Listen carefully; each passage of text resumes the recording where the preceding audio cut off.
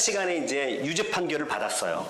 지난 시간에 이제 소크라테스가 멜레투스 변론을 싹 제압을 해버렸죠. 제압을 해버리고 그냥 빨리 치워버린 거예요. 멜레투스는 상대가 안 되니까. 그리고 자기가 하고 싶은 얘기를 쭉 하는 거죠. 그러면서 나는 아테네의 등에다. 나는 너희들에게 선물이다. 여러분 이거 보통 사람이 아니에요. 만약에 여러분 지금 어떤 사람이 나와가지고 저는 여러분의 선물입니다. 저는 여러분의 정신을 깨우기 위해서 건강하게 만들기 위해서 등에 노릇을 합니다. 라고 그렇게 말하면 여러분 뭐예요? 코방귀도 안 낄 거예요.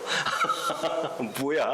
쟤 좀 과대망상증 환자 아니야? 이렇게 생각할 거죠. 그러니까 철학자가 어떤 자기 철학에 대해서 확신을 가지고 산다는 것은 보통 사람들 입장에서 보면 정말 엉뚱하게 보일 수 있는 그런 측면이 있는 거죠. 자, 그렇게 엉뚱하게 말하니까 이제 받아들이질 못하는 거예요, 그 사람들이. 그래서 280대 220이 나와요. 소크라테스도 말을 하기를 30표만 더 나왔으면 내가 무죄가 됐을 텐데 30표 때문에 내가 이제 유죄를 받았다고 그렇게 얘기하면서 그러면 이제 아테네 법정에서는 그 다음에는 이제 피고가 형량 제한을 하는 거죠. 1차적으로 형량을 받은 것이 뭐냐면 구형받은 것이 사형이에요. 그러니까 이제 내가 생각하는 내 죄에 합당한 형량을 내가 불러야 돼요. 형량 제한을 해야 되는 거예요. 그래서 형량 제한을 합니다. 이제 요것만 보셔도 이제 제가 내용을 그냥 다 요약을 했으니까 보세요. 이렇게 말합니다.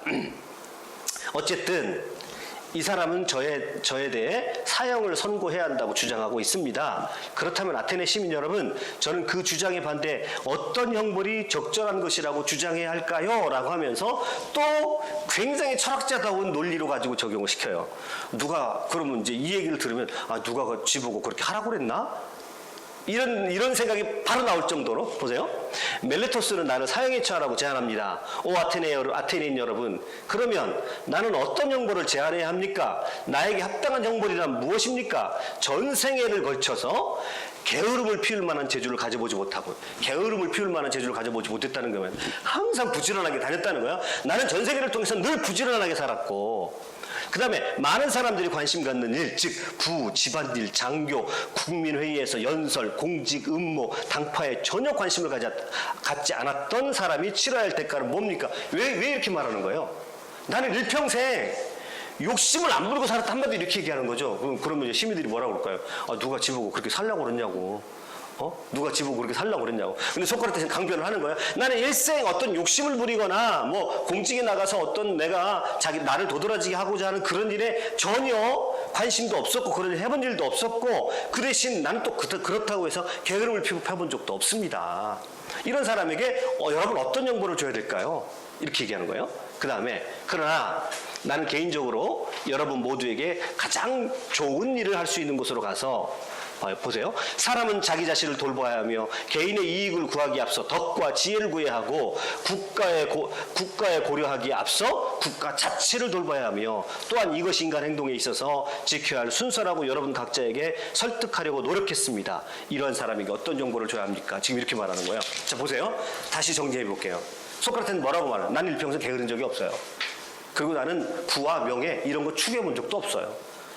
그 대신 내가 한 일이라고는 사람들을 찾아가서 덕과 지혜를 구해야 되고 개인의 이익을 구해서는 안 됩니다. 덕과 지혜를 구해야 되고 그 다음에 국가 자체를 소중하게 생각해야 됩니다. 라고 그렇게 얘기했다는 거죠.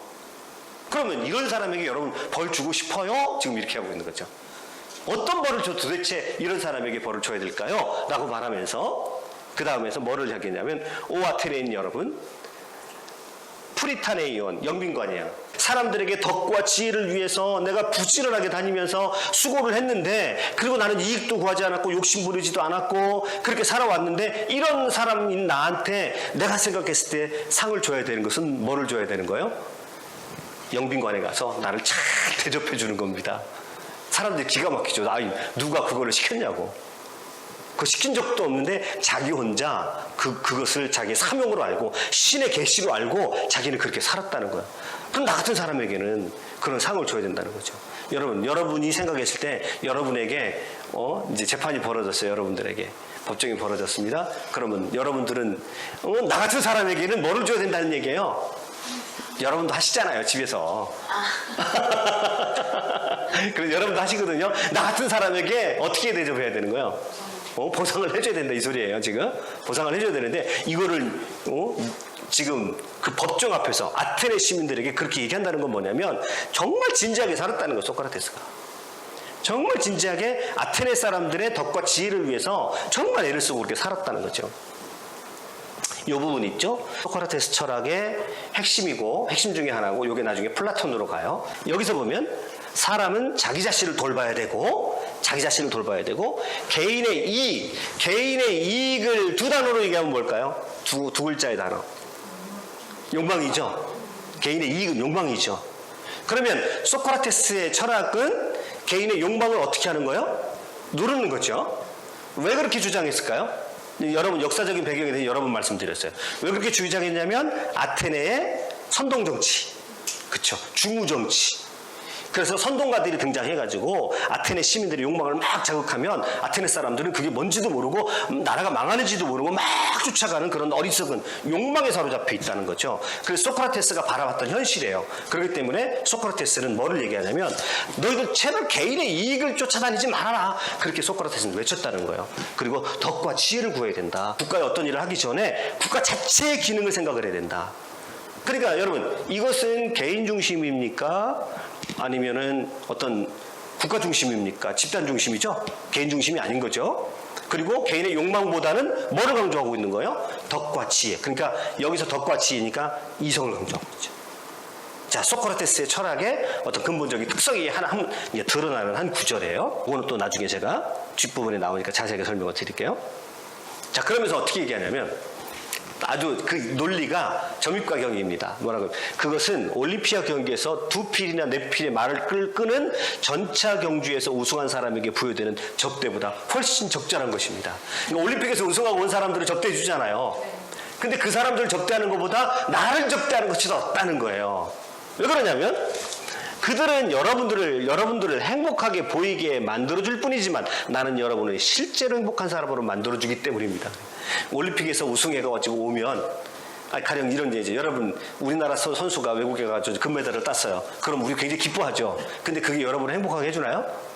잠시 행복한 척 해주는 거다라는 거예요. 소크라테스는 그렇게 행복하게 보이는 것처럼 그런 정도 행복이지만 나는 여러분들에게 내 말을 잘 들으면 진짜 행복해집니다. 이 소리예요. 그러니까 소크라테스의 행복은 어떤 거예요? 여기서 굉장히 중요한 거예요. 소크라테스의 행복은 어떤 행복이냐면 여기서 어떤 행복이에요? 덕과 아랫대를 잘 가진 사람이 진짜 행복한 거죠. 진짜 행복한 거죠. 그래서 이제 여기가 요 철학론이 이제 소크라테스의 철학론에서 나중에 이제 아리스토텔레스의 철학론으로 행복론으로 가요. 아리스토텔레스는 그 철학을 행복론이라고 봐도 좋을 정도로 행복이 굉장히 중요하게 취급을 하거든요. 그래서 여러분들을 나는 실제로 행복하게 해줍니다. 또한 그들은 부양을 받을 필요가 없지만 나는 부양이 필요하기 때문입니다. 나는 여러분이 나를 부양해 줘야 됩니다. 왜요? 나는 이제까지 부와 명예와 이런 거 추구하지 않고 오직 여러분의 행복만을 위해서 여러분의 진정한 행복을 위해서 그리고 진정한 삶이 어떤 것인지 그거를 위해서 나는 온통 헌신해 왔기 때문에 나는 돈도 안 벌고 경제적인 그런 어려움 속에서 그렇게 해왔기 때문에 진짜 부양을 해줘야 될 사람은 납니다. 나. 여러분은 오히려 나에게 벌을 줘야 되는 것이 아니라 나 같은 사람에게는 여러분이 잘 영빈과 같은 데 대접을 해가지고 나를 칭찬해주고 나에게 오히려 나를 부양해줘야 됩니다. 이렇게 얘기하는 겁니다. 자, 이것을 만약에 여러분이 그 현장에서 들었어요. 여러분이 들으면 되게 생뚱맞죠. 일단 되게 생뚱맞잖아요. 저 사람 뭐야? 저 사람 뭐야? 누가 나보고 그걸 해달라고 그랬어? 응? 그리고 이익을 쫓아가고 당대의 시류를 쫓아가는 사람 입장에서 보면 전혀 받아들일 수 없는 그런 영역이 되는 거죠. 소크라테스가 이제 여기 이쯤에 오면 더 생뚱맞게 느껴지는 거예요. 자, 나는 아무에게도 고의로 죄를 지은 적이 없다고 확신합니다. 자, 그러면서 이렇게 얘기하는, 뭐라고 얘기하냐면 도대체 무엇이 두려워서 그러는 것일까요? 자기에게 얘기하는 거예요. 밀레토스가 나에게 구형한 형량을 받기가 두려워서일까요? 그러나 나는 사형이 좋은 것인지 나쁜 것인지 알 수 없다고 말씀드린 바 있습니다. 지난 시간에 말씀드렸죠. 사형이 진짜 좋은 건지 죽음이 진짜 좋은 건지 나쁜 건지 난 아직 판단 못하겠다. 뒤에 가면 이제 또 나오는데 죽음의 문제가 나오는데 나는 그것이 더 좋다고 생각을 해요. 그렇다면 내가 나쁜 것으로 알고 있는 것 중에 하나를 골라 형량으로 제한해야 되겠습니까? 이 소리가 무슨 소리냐면 나에게 사형은 좋은 거라는 거예요, 나쁜 거라는 거예요. 지금 이 상태는 오히려 나쁜 게 아니라는 거예요. 그러니까 사형은 나쁜 게 아니에요. 그러면 당신들이 나에게 벌을 주려면 나에게 나쁜 것으로 벌을 줘야 되니까 그럼 그것에 대해서 내가 얘기해 보겠습니다. 이렇게 얘기하는 거예요. 그럼 자, 그러더니 구류는 어떻습니까? 구류는 어떻습니까? 그렇게 물어봐요. 그 다음에 아니면 벌금형을 제한해서 그것을 다 낼 때까지 구류되는 것을 제외해야 할까요? 자, 스스로 막 이렇게 물어보고 있습니다. 추방은 어떻습니까? 자, 그러니까 사형은 당신들이 아무리 나를 사형으로 나를 죽이려고 해도 내가 봐서는 사형은 벌이 아니다 이거예요. 소크라테스 그렇게 말하는 거야. 진짜 나에게 해를 주는 것은 죽음을 나에게 선포해가지고 내가 뭐 독약을 먹고 죽는 거, 이거는 나에게 형벌이 아니라는 거예요. 이거는 오히려 나한테 좋은 일이라는 거야. 오히려 나 좋은 일이라는 거야. 그러면 당신들이 나를 나쁘다고 했으니까, 고소했으니까, 그럼 나를 해롭게 할 만한 그런 벌은 어떤 것이 있을까요? 그러면 나를 구류를 시키든지, 아니면 벌금을 제한해서 벌금을 못 내면 벌금 액수만큼 감옥에 있게 하든지, 아니면 추방을 시키든지, 이 세 가지 중에 내가 선택을 해야 할 것인데 어느 걸 하면 좋겠습니까? 라고 물어보는 거죠. 여러분 황당하잖아요. 지금 구형이 뭐예요? 사형이잖아요. 근데 소크라테스는 뭐라고 말하고 있냐면 사형은 나한테 벌이 아니야. 벌을 주려면 어떻게 줘야 된다는 거예요. 이 세 가지 중에 하나 줘야지 사형은 오히려 나에게 좋은 거야 이렇게 얘기하는 거죠. 나중에 이제 진짜 사형이 떨어진 다음에 뒤에 가서 그렇게 얘기를 해요. 그래서 여러분 한번 이 상황을 아마 생생하게 한번 생각을 느껴보세요. 그 아테네 법정에서 소크라테스라는 사람한테 사형이 구형됐는데 태연하게 죽음은 나한테 아무 의미가 없어. 너희들이 생각하는 그런 죽음은 나에게 충격이 되지 않아. 사형은 나한테 형벌이 아니야. 그러면 그것은 오히려 나는 너무 좋은 일이야. 자, 이렇게 얘기하고 있고요. 그러면 사형은 나한테 벌이 아니니까 벌을 주려고 한다면 구류나 벌금이나 추방령인데 추방령을 생각하는 이제 그것에 대해서 얘기를 하고 있어요. 그러니까 여러분 듣는 사람 입장에서 보면 뭐야 황당하잖아요 지금. 사형을 시켜놨는데 벌이 아니래 자기한테. 자, 이렇게 말하는 사람이 있을지 모릅니다. 소크라테스, 당신이 침묵만 지킨다면 추방되어 나가 살아도 괜찮을 것이요 라고 이렇게 얘기합니다. 어떤 사람들이 만약에 그러면 만약에 당신이 그렇게 침묵만 지킨다면, 소크라테스 당신이 침묵만 지킨다면 추방되어도 좋을 것입니다 라고 어떤 분이 나에게 추방을 제안한다면 나는 이렇게 말할 것입니다. 여러분 그 다음에 어떤 분위기 생각나세요? 만약에 소크라테스가 추방을 당했어요. 그럼 소크라테스는 추방당한 그곳에서 무슨 일을 할까요?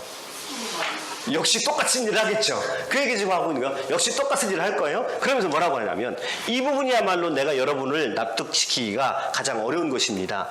그렇게 사는 것은 저에게 신을 어기는 것이기 때문에 침묵을 지킬 수 없다고 한다면 여러분은 나의 말을 고지고대로 믿지 않을 것입니다. 한마디로 하면 나는 침묵을 못 지킨다 이거죠. 자, 그리고 내가 사람의 훌륭한 상태에 대해서 논의하고 또 자기 자신에게는 물론 다른 사람에게도 늘 캐묻는 와중에 듣게 되는 것에 대해서 논의하는 것이 사람에게 최상의 것이며, 지금 말이 비비 꽈놨는데 이건 뭐예요? 한마디로 캐묻는 삶이 그것이 최상의 삶이라는 거예요. 자, 보세요. 이게 소크라테스 철학의 핵심이에요.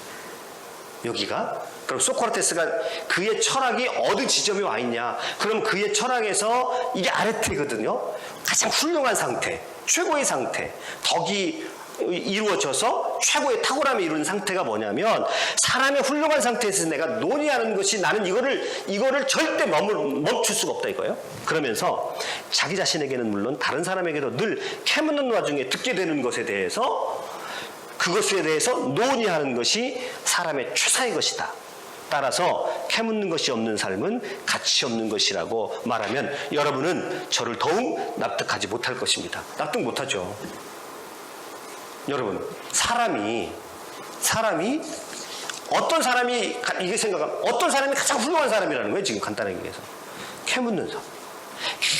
계속 질문을 던지면서 의문을 가지고 뭔가에 대해서 캐물어가는 사람. 이 삶이 가장 지혜로운 삶이라는 거예요. 여러분의 삶에 대해서 여러분이 캐물어 보십니까?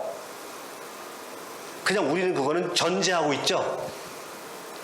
그냥 여러분과 저의 삶을 그냥 당연한 것으로 받아들여 놓고 그 당연한 것에서 뭔가 답을 찾으려고 해요. 근데 소크라테스는 지금 뭘 하고 있는 거냐면 이 당연하게 현실 속에서 받아들이는 이 삶에 대해서 좀 캐묻고 질문을 던지라는 거예요. 이것이 인간성이라, 이게 인간이라는 거예요. 인간이면 적어도 내가 주어진 이 삶 속에서 계속 질문을 던지면서 뭐가 옳은지에 대해서 계속 물어볼 수 있는 사람, 그리고 그 답에 대해서 귀를 기울이는 이것이 가장 훌륭한 삶이라는 거예요. 소크라테스의 변론의 핵심입니다. 이게. 소크라테스는 그렇게 살았다는 거예요. 그래서 나를 추방시켜봤자 나는 그 추방지에서 똑같은 일을 할 거라는 거예요. 그럼 나는 거기서 또다시 젊은 사람들은 따라오겠지만 나이 든 사람들은 또 도시의 권력자들은 나를 싫어할 거다. 그러면 왜 권력자들이 싫어할까요? 권력자들과 사회 리더들, 지배층들이 왜 싫어할까요? 소크라테스를. 캐묻잖아요. 감추고 싶은 거죠. 그 사람들은 현실에 대해서, 현실에 갖춰진 현실의 그 지배자들이기 때문에 이 현실이 자꾸 까발려지는 거 싫죠. 이것에 질문을 던지면 뭐야, 당연한 거지, 당연한 건데 너 왜 당연한 걸 물어보냐, 이렇게 얘기하거든요. 그죠? 지금도 똑같잖아요. 지금도 누군가는 사회 시스템을 만들어 놓고 그 시스템 속에서 사람들이 잘 따라오기를 바라는데 어떤 사람이 등장해가지고 그거에 대해서 자꾸 질문을 던져요. 요즘에 이제 그 한일 분쟁 때문에 제가 동영상을 지금 하나 만들고 있어요. 너무 불안해들 하시는 것 같아서. 근데 일본 사람들의 특징이 뭔지 아세요? 캐묻질 않아요. 그 사람들은 이미 천황 시스템에 젖어 있어가지고 캐묻질 않아요. 그러니까 민주주의의 민도, 이것은 우리나라가 훨씬 높죠. 사람이 최상의 상태가 어떻게 되는 겁니까? 내가 지금 현재 상황에 대해서 캐물을 수 있어요. 질문을 던지고 그것에서 의문을 가지고 더 좋은 답을 찾아보고 무엇이 인간다운 삶인지에 대해서 찾아보는 그 자체가 소크라테스는 최고 인간이라는 거예요. 그게 최상의 상태라는 거예요. 그러니까 질문을 던지기를 멈춰버리는 순간 우리는 바보가 되는 거죠. 그러니까 정치인들에 대해서도 우리는 끊임없이 질문 던져야 돼요. 끊임없이 질문 던져서 정말 뭐가 최상의 정책인지에 대해서 끊임없이 회의를 가지고 질문하고 또 질문하고, 그래서 진실을 캐내어야 된다는 거죠. 그래서 소크라테스는 뭐라고 했냐면 캐묻는 것이 없는 삶은 가치 없는 것이다. 이게 소크라테스 변론을 한마디로 정리하라면 이겁니다. 한마디로 딱 정리하라면, 자, 그러면 여기서 이제 오늘 커피가 달려있는 문제입니다. 커피가 달려있는 문제입니다. 캐묻지 않는 삶은 가치가 없다. 요거를 다른 번역은요, 숙고하지 않는 삶은 가치가 없다. 소크라테스 말을, 소크라테스는 너 자신을 알라, 이거 한 적도 없지만 소크라테스는 너 자신이 무지를 알라죠. 이것도 굉장히 유명한 말이고, 더 깊이 있는 말은 이거죠. 근데 두 개가 통하죠? 너 자신의 무지를 알라, 그 다음에 숙고하지 않는 삶, 뭔가 캐묻고 질문하고 계속 질문하지 않으면 그 삶은 가치가 없는 삶이라고 확신을 하고 있어요, 소크라테스는. 왜냐하면 그 당대 사람들은 욕망을 쫓아다니면서 뭔가 처절하게 그냥 그 욕망 속에 살아가니까, 그러면서 나라가 아테네가 망가져가는 것도 모르고 당장의 이익을 쫓아가는 그 사람들을 바라보거든요. 그러면 이 명제가 숙고하지 않는 삶은 가치가 없다. 어떤 명제도요, 거기에는 전제가 깔려 있습니다. 제가 물어보겠습니다. 그러니까 요 명제 가운데 전제가 깔려 있는데 인간론적으로 한번 얘기해 보세요.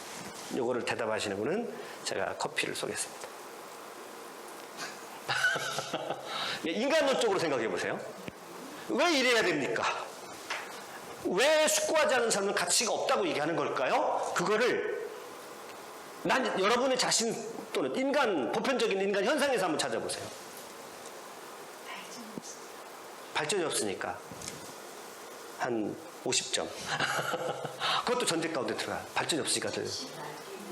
자신을 알기 위해서, 또 그거 자신을 알기 위해서도 한 70점 가까이 갔어요. 나의 욕망을 제대로 하는, 나의 무지를 알기 위해서. 그럼 소크라테스 말이죠. 그거를 조금 더 풀어서 하면 이게 뭐가 될까요? 이건 풀기 위해서 인간은 어떤 존재이기 때문에 그래요? 모른다는 거 알아야지. 인간은 어떤 존재이기 때문에? 예? 망각이 존재? 그것도 뭐 틀린 얘기는 아니죠. 무지하고도 연관되죠. 인간이 무지하다. 그러면 인간이 무지하다는 것을 가장 보편적인 용어로 한번 표현을 해보세요. 네. 인간은 무지하죠? 나약하고? 맞았어요. 여기 마시셨어요. 제가 커피 쏘겠습니다. 맞추셨어요. 제가 듣고 싶은 답이에요. 여기에는 인간을 왜 캐물어야 되냐, 왜 스스로에 대해서 계속 질문을 던져야 되냐면, 인간은 불완전한 존재라는 거예요. 이게 소크라테스의 핵심이에요. 인간은 뭐가 문제가 있다는 거죠. 그래서 이 말만 딱 들으면, 이 말만 읽으면 그런가 보다 하겠지만, 한번 이 말 가운데 깔려진 전제를 생각해 보면 인간은 너무 불완전해요. 그러니까 막 선동가들이 나와서 막 할 때 쫓아가고요, 자기 자신도 몰라요. 그죠? 여러분 그렇잖아요. 여러분 그냥 아무 의식 없이 여러분 다른 쳇바퀴 돌아가지 일상을 막 돌아가 보세요. 그러면요, 우리 불완전함 때문에 수많은 문제가 발생하잖아요. 수많은 문제가 발생하고, 누가 이러면 막 거기 욕망이 자극돼가지고 막 거기 쫓아가고, 누가 이 말하면 여기 쫓아가고, 저쪽 가면 이익이 많이 한다고 그러면 또 막 거기 가서 막 줄 서 있고 또 저 아파트가 돈 낸다고 싶으면 막 또 대출 받아가지고 저 사고 막 정신없이 그러고 다니잖아요. 그런데 그러다 보면 잘 되는 사람하고 못 되는 사람하고 퍼센테이지가 어떻게 돼요?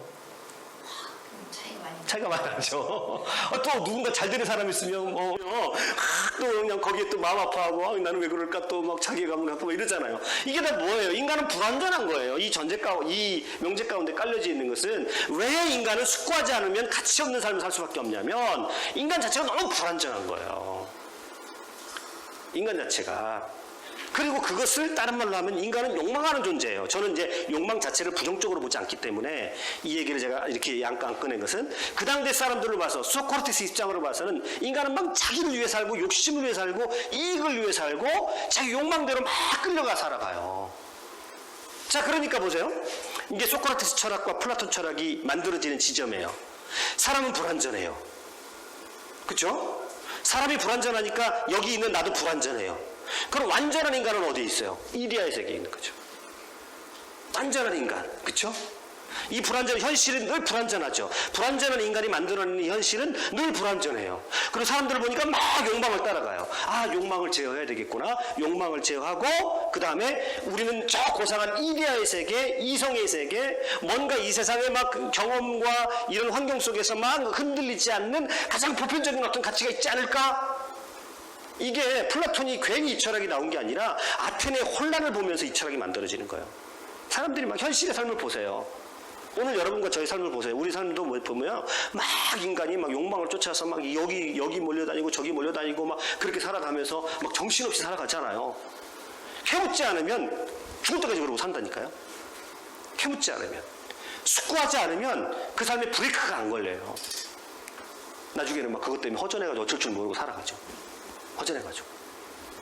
자, 그래서 여러분 이 소크라테스 철학의 핵심입니다. 이 지점을 우리가 놓치면 사실은 이제 소크라테스를 모르는 거죠. 여기에서 플라톤이 나오는 거고, 여기서 또 아리스토텔레스가 나오는 거예요. 결국 이 지점에서.